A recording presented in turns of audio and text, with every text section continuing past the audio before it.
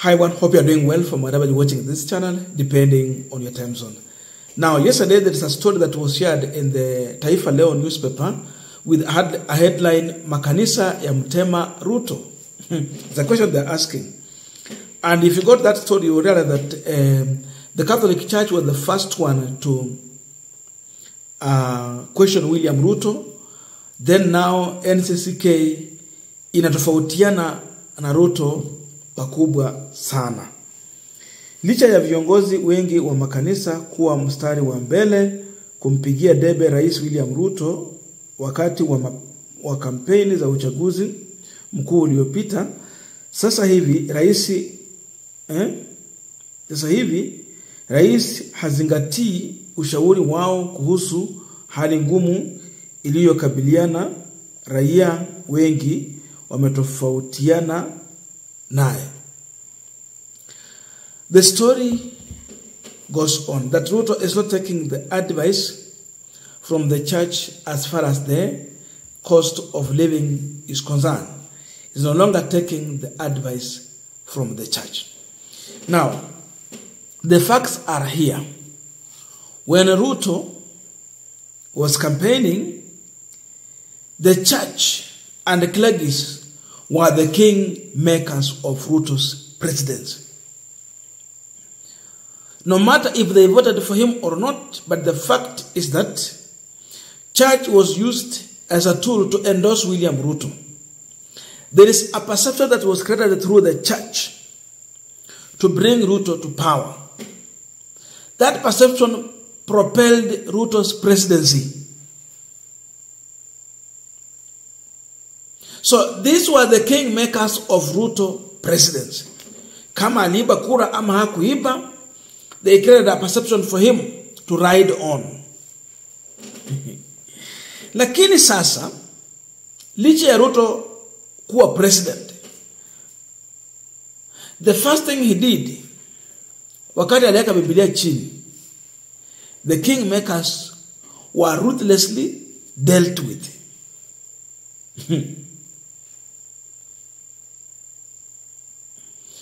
Kingmakers were ruthlessly dealt with in a big way. And that's the main reason why the church is not with Ruto. The church is dumping William Samoei Ruto. And we want to go deeper into that. But just a quick request for those who are watching and you have not yet subscribed, please consider subscribing. To our returning subscribers, I must say thank you so much. And again to all our viewers, please give this video a thumbs up. Thank you so much, and back to this discussion. Now, how was the church and clergies dealt ruthlessly by William Ruto? Ruto promised that when he will put down the Bible, the cost of living will come down. Our problem will come to an end. But instead, when Ruto brought the Bible down, our problems increased. Our suffering increased. We were now more oppressed. The church was dumped by William Samoei Ruto. So, before clergies dumped Ruto, Ruto was the first one to dump the clergy and the church. They were dealt in a huge way. How?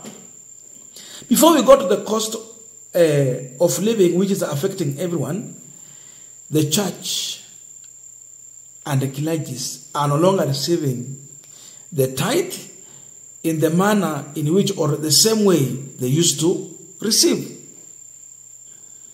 Who was taking the tithe to the church? Number one, Ruto created a perception that he is taking the tithe to the church. And this tithe was in millions. Today, he's no longer taking anything to the church. We no longer see the brown envelope on camera the way we used to see. Leo hata akienda kuabudu kanisani hatuoni bahasha yoyote inaenda kule. We don't know whether he's tithing or not. But indeed, he will get to a church somewhere. So the fact is that the clergies are no longer enjoying the tithe the same way they were enjoying from Ruto. Now, this one is for specific churches, not every church, because we have specific churches where Ruto used to go. Hakuwa anaenda makanisa yote. Kuna makanisa fulani yenye alikuwa anaenda ndani. And they were sure that Ruto akikuja hapa anakuja na sadaka. Na anakuja na watu pia wanakuja kutoa sadaka pale pia. Leo hii Ruto haendi. Now, the biggest bombshell is here, which is our second point. When Ruto came up with policies and a bill in the National Assembly, that is Finance Bill 2023, it is what brought all these problems. And this is one of the main reason why the church is not with Ruto. Wakati makanisa naambia Ruto ya kwamba cost of living is very high and is affecting our people. How? Pastors, bishops, reverends, and men of God have experienced this through the reduced in the tithing in the church. Tithing has gone low in the church. Kama kuna pastor alikuwa anapata fungu la 10,050, saizi wanapata maybe 30 or 20.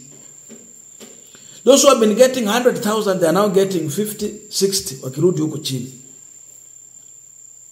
In every church, even in the village church down there, hata wale wamekuwa wakipata 10,000 in tithe, saizi inafika 5,000, 6,000 na kurudi chini. So they realize that the tithe has gone down.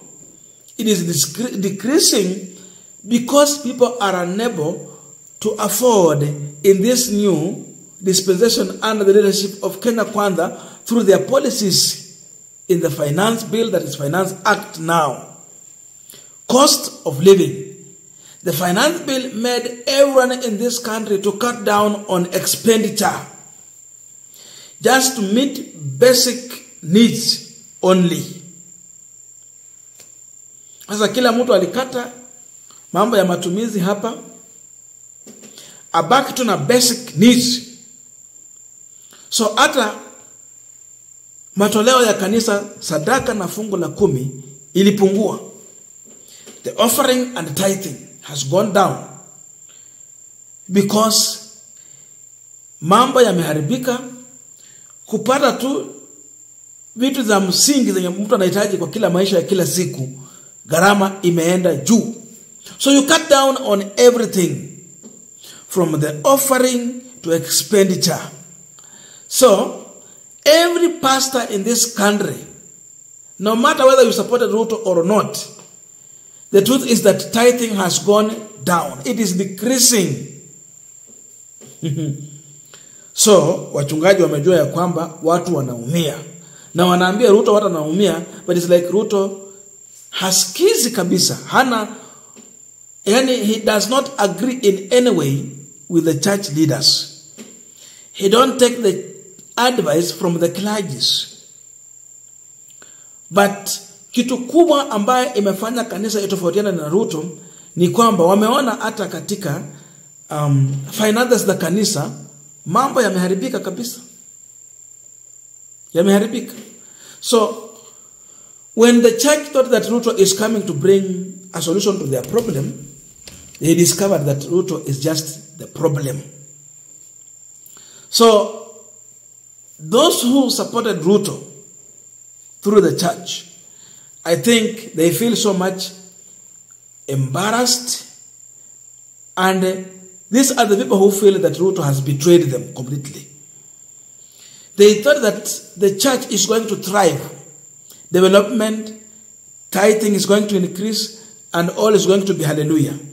But the church leadership is facing a lot of suffering in a very big way. So wachungaji wanajua saizi mambo ya kanisa, ushuru imeharibika, hakuna sadaka, hakuna fungu la 10, gharama ya maisha imeharibika.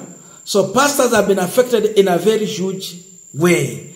In that way, I think in the next election, there is no pastor who is going to support a man who came with the policies that have made the church to lose in a big way in terms of offering and tithing.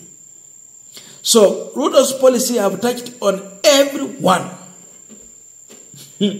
Wanasema amechukua ya Kaisari, akachukua pamoja na vile vya Mungu. Ushuru amechukua, sasa ameingia paka kwa sadaka. Ruto saizi amekula mpaka na fungu la 10. He's eating into the tithe. The church is no longer enjoying the tithe. Clergies are not getting anything. Ruto amekula sadaka, akakula fungu la 10 na akakula kila kitu. So the church is not with William Samuel Ruto. Those are some of the obvious reasons why they are no longer in agreement with Ruto's administration. I don't know your views, but let us meet in the comment section to continue with this discussion.